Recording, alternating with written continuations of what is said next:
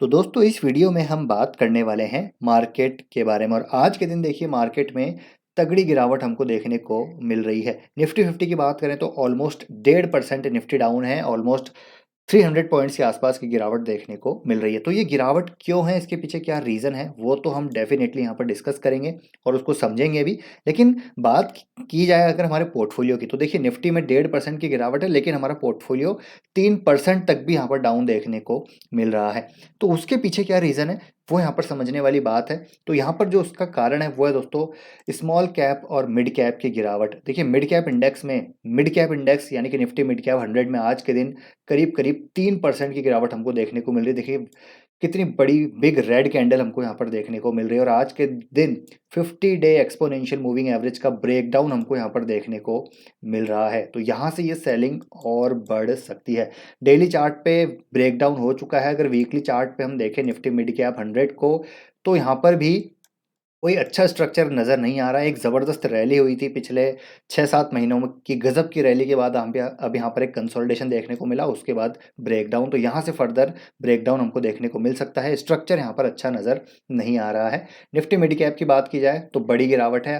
वहीं अगर आप स्मॉल कैप 100 की बात करें तो देखिए स्मॉल कैप 100 में तो ऑलमोस्ट 4% के आसपास की गिरावट है और 50 डे एक्सपोनेंशियल मूविंग एवरेज के सपोर्ट पे देखने को मिल रहा है। यहाँ से अगर ब्रेकडाउन हुआ तो और गिरावट हो सकती है और ये मिड कैप और स्मॉल कैप की जो गिरावट है उसी की वजह से हमारे पोर्टफोलियो में इतनी पिटाई हमको होती हुई देखने को मिल रही है, क्योंकि ज़्यादातर रिटेल इन्वेस्टर्स के पोर्टफोलियो में अगर आप देखेंगे तो स्मॉल कैप और मिड कैप का यहाँ पर जो एक्सपोजर है वो ज़्यादा ही देखने को मिलता है।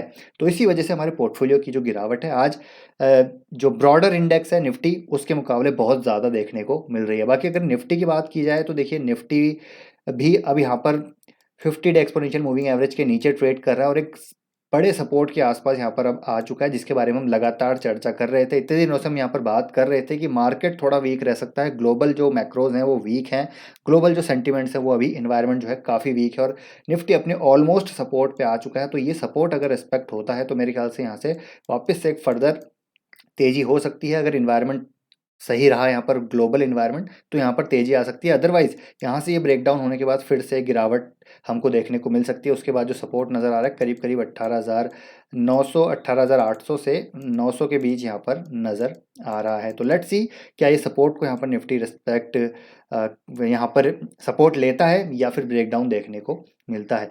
तो ये गिरावट हमने समझ ली कि हमारे पोर्टफोलियो की गिरावट क्यों है, निफ्टी 50 में क्या यहाँ पर सिचुएशन है टेक्निकल पॉइंट ऑफ व्यू से। बाकी अब बात करते हैं कि यहाँ पर जो है चीज़ें हैं जिसकी वजह से इतनी प्रेशर देखने को मिल रहा है। तो सबसे पहला रीज़न है यहाँ पर दोस्तों 10 साल की जो ट्रेजरी यील्ड है वो वापस से 5% आ चुकी है यूएस की। और अगर ट्रेजरी यील्ड्स में बढ़ोतरी होती है, बॉन्ड यील्ड्स में बढ़ोतरी होती है, जैसे कि हमने पहले भी कहा है कि यहाँ पर हमेशा जो इमर्जिंग मार्केट्स हैं वहाँ से पैसा निकलता हुआ देखने को मिलता है और सेफ एसेट्स यानी कि बॉन्ड यील्ड्स और जो ट्रेजरी यील्ड्स है उसमें वापस से जाता हुआ देखने को मिलता है। और एफआईएस की सेलिंग आप देख ही रहे हैं कि लगातार हमको देखने को मिल रही है और जो फेड है वो भी बोल रहा है कि हायर फॉर लॉन्गर जो इंटरेस्ट रेट है वो यहाँ पर रह सकती है, बिकॉज लेबर मार्केट अभी काफ़ी स्ट्रॉन्ग है और साथ ही साथ आप देखेंगे तो और भी बाकी जो सिचुएशंस हैं, जो डॉलर है वो मजबूत हो रहा है, बॉन्ड यील्ड्स यहाँ पर बढ़ती हुई देखने को मिल रही है। तो ये पहला रीज़न है। अगर हम यहाँ पर देखें तो देखिए जो 10 साल की ट्रेजरी यील्ड्स है वो ऑलमोस्ट अपने 20 साल, देखिए 2004 को भी 2004 में भी 5% के आसपास थी, अभी 5% के आसपास है। तो 20 साल के हाईएस्ट पे हमको अभी आते हुए देखने को मिल रही है। तो इस प्रकार का इन्फ्लेशन की समस्याएं अभी देखने को मिल रही है मार्केट्स में। इसी वजह से आप देखेंगे तो प्रॉफिट बुकिंग और सेलिंग हमको आती हुई देखने को मिल रही है। तो ये हो गया पहला रीज़न। दूसरा रीज़न जो बड़ा कारण यहाँ पर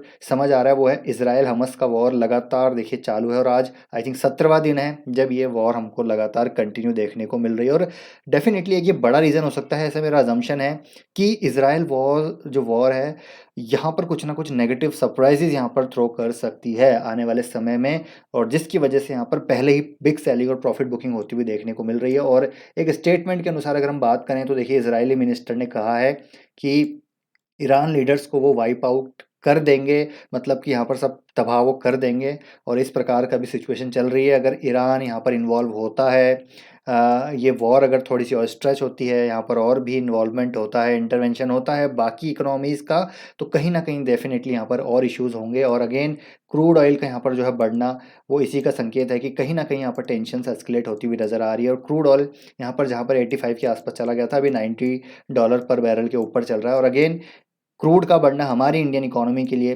डेफ़िनेटली एक नेगेटिव है, क्योंकि हमारी जो ऑयल नीड्स हैं वो डेफ़िनेटली अभी भी यहाँ पर 85% इम्पोर्ट होती है।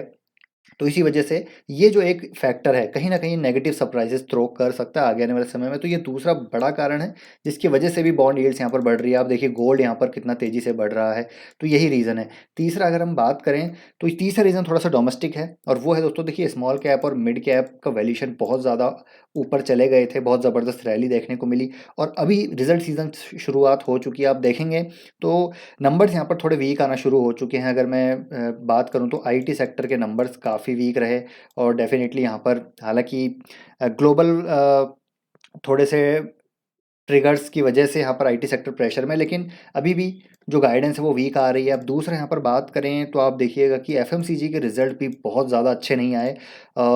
मतलब थोड़े से ऑन द आप देखेंगे तो लोअर साइड पे ही देखने को मिल रहे हैं, हालांकि डिसेंट कैटेगरी में रख सकते हैं, लेकिन अच्छे नहीं आए हैं।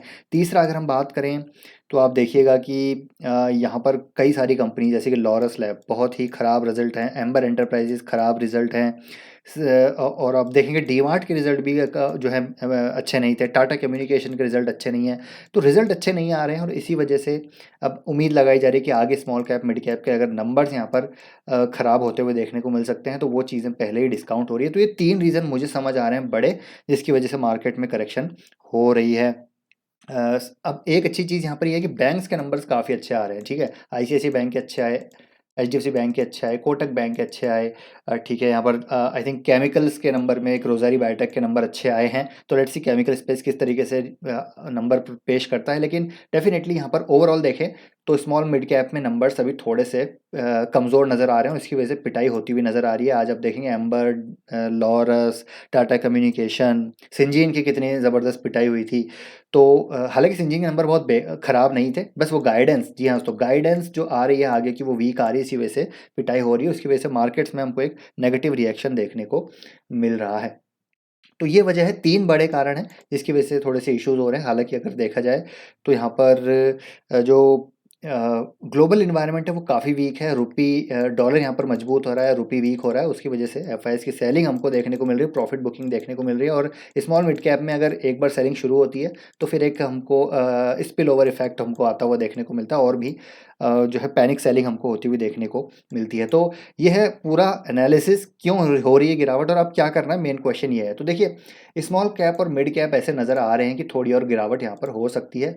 अब थोड़ी का पता नहीं, इन्वायरमेंट कैसा रहता है उस पर डिपेंड करता है कितनी गिरावट होगी कितनी नहीं होगी।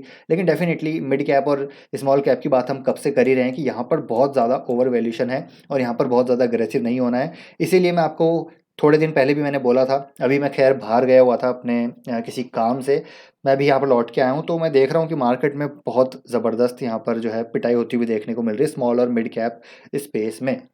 तो जैसे कि मैं पहले से हमेशा से कहता आ रहा हूँ कि बैलेंस्ड पोर्टफोलियो होना बहुत ज़रूरी है। जो रैली होती है उसके जो है हमको उससे इन्फ्लुएंस नहीं होना है, फोमो में नहीं आना है। आप देखिए कि अगर फोमो में आते हैं तो क्या सिचुएशन होती है, फिर हम टॉप पे फंसते हैं, और जब गिरावट आती है तो 8-8% एक बार में स्टॉक गिरते हैं, 10-10% गिरते हैं, फिर निकल नहीं पाते हैं। फिर वहाँ पर हम सोचते हैं कि यार अब कैसे निकलें, काफ़ी नुकसान हो रहा है, अब नहीं निकल रहे, और वो फिर हम होल्ड करते हैं उसको, फिर हमारा वो लॉन्ग टर्म पोर्टफोलियो में चला जाता है। हालाँकि ट्रेडिंग बेट ली होती है मैंने, लेकिन वो लॉन्ग टर्म पोर्टफोलियो में चला जाता है। तो यही होता है, हमेशा से यही होता है। इसीलिए आपको अपनी कंपनी में कन्विक्शन होना ज़रूरी है, उसके फंडामेंटल पता होने ज़रूरी है, आगे किस प्रकार से ग्रोथ आएगी वो पता होना ज़रूरी है, तभी आप एक अच्छे क्वालिटी स्टॉक को गिरने के बाद भी एक्यूमुलेट कर सकते हैं। और ये समझना ज़रूरी है दोस्तों, एक लॉन्ग टर्म इन्वेस्टर को ये समझना बहुत ज़रूरी है। यहाँ पर स्पेकुलेशन नहीं करनी है, ट्रेडिंग नहीं करनी है। अगर आप लॉन्ग टर्म इन्वेस्टर हैं तो उसी अप्रोच को फॉलो कीजिए, ट्रेडिंग कर रहे हैं तो उसी अप्रोच को फॉलो कीजिए, स्टॉप लॉस के साथ अप्रोच को फॉलो कीजिए। पोजिशनल कर रहे हैं तो अपनी पोजीशन साइजिंग को अपने हिसाब से एडजस्ट कीजिए, अपने रिस्क एपेटाइट को समझने के बाद। तो हर तरह की इन्वेस्टिंग के लिए हर तरह डिफरेंट अप्रोच होती है, जिसको आपको समझना पड़ेगा, उसके बाद आपको वहाँ पर उस तरीके से एग्जीक्यूट करना पड़ेगा। तो अब यहाँ पर क्वेश्चन है क्या करें, तो मेरे ख्याल से डेफिनेटली गिरावट हो रही है तो अच्छी अपॉर्चुनिटी है, इन्वेस्टर्स के लिए अच्छी अपॉर्चुनिटी है, ट्रेडर्स के लिए मैं यहाँ पर नहीं कहूँगा, इन्वेस्टर्स के लिए अच्छी अपॉर्चुनिटी है। बाकी पोजिशनल पोर्टफोलियो देखिए मेरा भी था, स्टॉप लॉस लगे रहते हैं, तो हिट हो गया स्टॉप लॉस, कोई बात नहीं, स्टॉप लॉस हिट हो गए हैं, हम कैश में हैं, कैश रखना बहुत ज़रूरी है, कैश इज किंग। अच्छी अपॉर्चुनिटी को ग्रैब करने के लिए, ऐसी समय में अपॉर्चुनिटी को ग्रैब करने के लिए कैश होना ज़रूरी है, तो कैश को धीरे धीरे अच्छी क्वालिटी कंपनीज में डिप्लॉय कीजिए और फिर लॉन्ग टर्म के लिए होल्ड कीजिए। रिजल्ट्स को यहाँ पर देखिए, अब जैसे लॉरस लैब के रिजल्ट आए हैं, खराब आ रहे हैं लगातार, तो हमने यहाँ पर बिल्कुल ऐड नहीं किया, हालांकि लॉरस मेरे पोर्टफोलियो में है, लेकिन ऐड नहीं किया मैंने, तब से नहीं किया जब से रिजल्ट खराब आ रहे हैं। जब इसके रिजल्ट में इंप्रूवमेंट आना शुरू होगा और अर्निंग्स में एक हमको ब्रेकआउट देखने को मिलेगा, तब मैं इसमें बाय करूंगा वापस से, क्योंकि मुझे लगता है लॉरस अगले आने वाले 2-3 साल में काफ़ी कुछ बड़ा कर सकती है। एम्बर एंटरप्राइजेज एक ईएमएस प्ले है डेफिनेटली। पहले ये सिर्फ शीट मेटल्स में थे, अभी आप देखेंगे तो इन्होंने नॉइस के साथ जेवी किया है, इलेक्ट्रॉनिक कंपोनेंट्स में उतर गए हैं,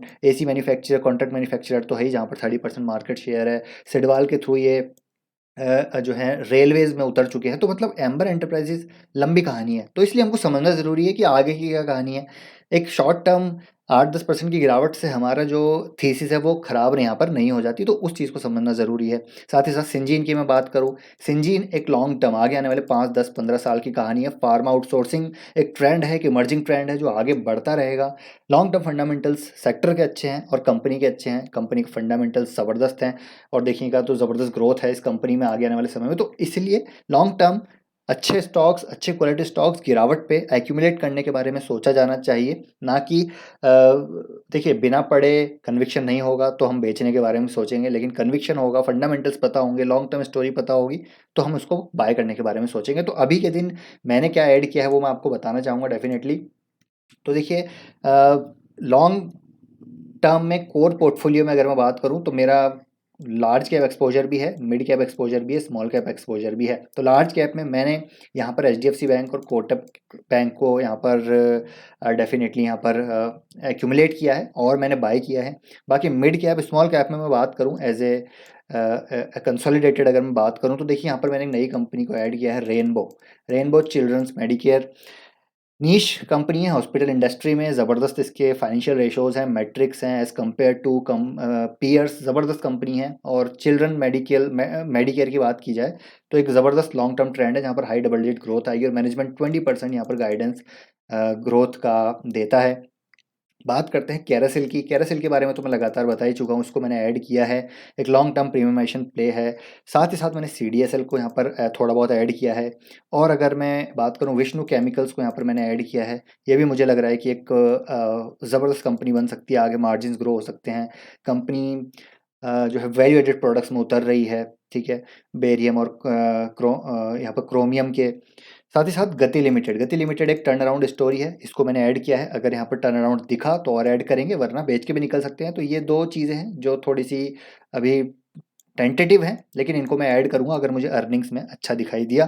बाकी देखिए एफएल है, एस है, ये भी अगले आने वाले 5-8 सालों की कहानी है। साथ ही साथ के फिनटेक और कैम्स, ये ऐसी कहानी है जो लॉन्ग टर्म कहानी है, तो इनको भी आप ऐड कर सकते हो। तो ये मेरे कुछ स्टॉक्स हैं अभी at this point of time जो मैं यहाँ पर धीरे धीरे ऐड कर रहा हूँ, एक्यूमुलेट कर रहा हूँ। बाकी मुझे आप कमेंट करके बताइएगा आप क्या कर रहे हैं इस गिरावट में। तो आई होप वीडियो इन्फॉर्मेटिव लगा होगा दोस्तों। वीडियो पसंद आए तो वीडियो को लाइक कीजिए, शेयर कीजिए, चैनल को सब्सक्राइब कर लीजिए। मिलते हैं आपसे नेक्स्ट वीडियो में। Till then take care, bye bye.